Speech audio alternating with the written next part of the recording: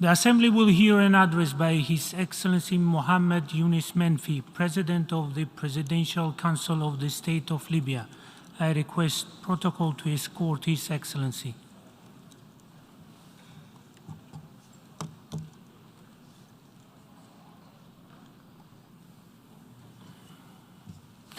On behalf of the General Assembly, I have the honor to welcome His Excellency Mohammed Yunus Menfi, President of the Presidential Council of the State of Libya, and to invite him to address the Assembly. Bismillah ar-Rahman ar-Rahim. On behalf of God, the merciful Mr. President of the General Assembly, at the outset of my intervention, I would like to address on behalf of my delegation, my congratulations to Mr. Korosi for his election to the 77th session of the General Assembly.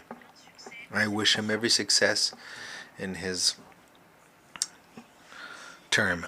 I also thank Mr. Abdullah Shahid for his tireless work and the invaluable contribution he made during his presidency of the previous session of the General Assembly. I also would like to applaud the continuing efforts of Mr. Antonio Guterres, who leads our organization with wisdom and balance in these difficult circumstances around the world. Ladies and gentlemen, my country, Libya, which I have the honor of serving and representing, is going through a decade of both suffering and hope. Libya is still trying to build its state institutions and consolidate the principles of democracy. The Libyan people have demonstrated to the entire world that they represent a unified a unified nation.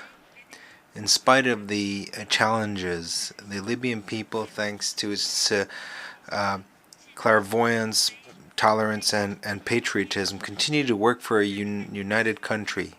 They give us the determination and hope to keep moving forward to realize their aspirations, to build our state and pave the way for stability and prosperity. Ladies and gentlemen, the events of today certainly recall the past. The Army of Libyan Liberation, which was created before the creation of the Libyan state, fought alongside the armies of the world, of the free world. After the defeat of fascism, Libya earned its independence. Our independence was born as a result of our national combat, and this made it possible for our founding fathers to build our country and to launch our trajectory of prosperity and development, which in a record time made Libya a model of development. Ladies and gentlemen, today, of course, the situation is very different. Individual interests of different countries involved in the Libyan situation, as well as proxy wars and diverging views on how to solve the situation in Libya, have not given us an opportunity to develop our own national path. The very negative international interventions offer contradictory solutions which push our country towards armed confrontation, which do not spare innocent people and which lead to intransigent political positions, which do not accept any concessions and any middle ground. Ladies and gentlemen, the Libyan Presidential Council is attached to its role, as indicated in the Libyan political agreement.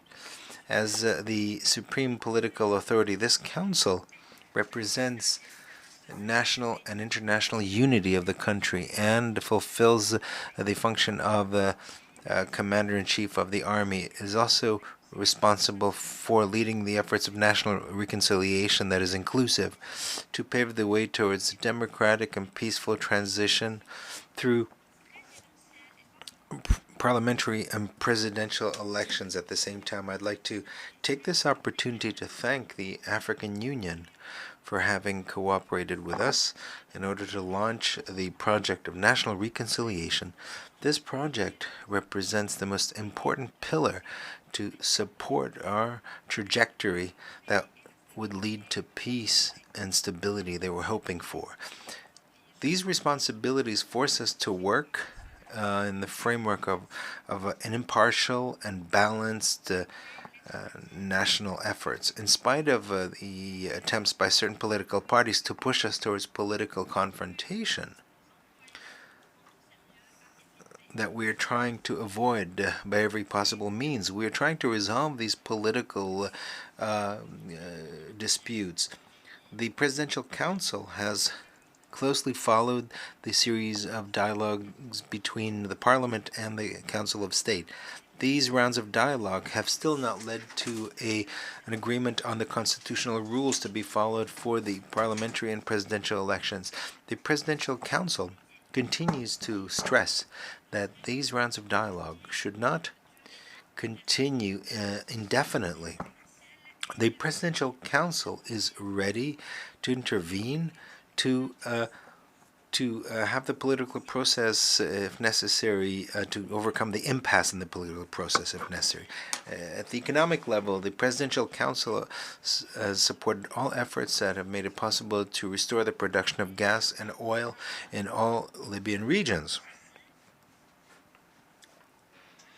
This certainly is in line with the national interests and supports stability on international markets that have been under severe pressure, especially in countries that are major consumers of energy. Furthermore, based on our balanced position, the Libyan Presidential Council is attached to a transparent and fair management of our oil revenue, which belongs to all Libyans. The goal is to have public funds not be a source of conflict, and for them to benefit all Libyans in every corner of the country without geographical, political, or other distinctions. If we manage to achieve this goal, it will reduce the current conflict for power and create a climate that is favorable for our democratic transition. Mr. President, my country considers the role of the United Nations in a positive light, in spite of the slower rate of that intervention recently. We still expect an active role of the United Nations through the new leadership of our UN mission in our country. We call on the continuation of the mission in favor of national inclusive reconciliation that will allow us to overcome the current impasse. This impasse has opened the way for individual initiatives that risk undermining all the political progress achieved thanks to the political dialogue under the auspices of the United Nations. I also call for a new momentum in our economic development. One of the three trajectories of the Berlin Conference, which was neglected as far as we're concerned, that is transparency and justice in management of oil resources, financial control and public expenditure, and combating against corruption. Ladies and gentlemen, the world today is on the threshold of a new international order, an order which reminds us of the suffering of humankind at the beginning of the 20th century.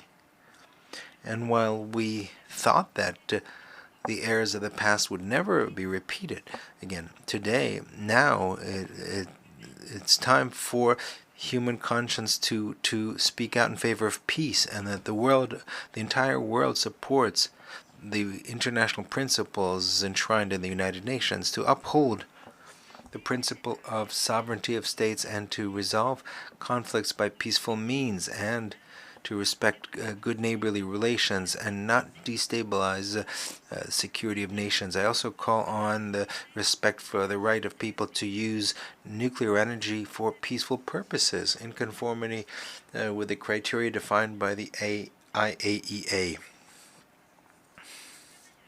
Furthermore, my country is on the front lines of the combat against terrorism, and I call on a renewed unity in fighting terrorism. Terrorism still represents a threat to all countries of the world. This threat does not spare any race, any religion, any civilization. My country has fulfilled all its responsibilities at the international level to strike at the sources of financing of terrorism. And from this tribune, I would like to reiterate the commitment of my country to support the right of the Palestinian people to create their own state and to stop the settlements and attacks against it. And we call on the upholding international resolutions on this point. Ladies and gentlemen, Mr. President, this month, the Libyan people are observing a minute of silence during the Day of the Martyr, a day that coincides with the assassination of our national hero in the anti-colonial fight, Omar al-Mukhtar.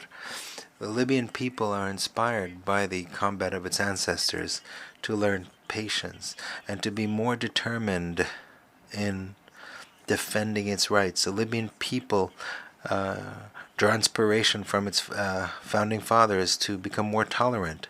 The current period will be enshrined in the national memory.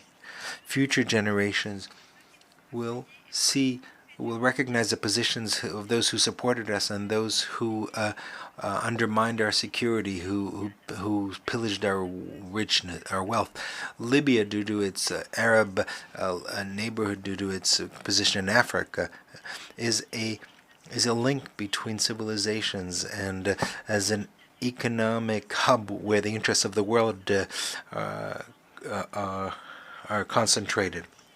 And the damage that we've experienced have not only affected the Libyan people, but have also affected the region and our international relations. Thank you very much.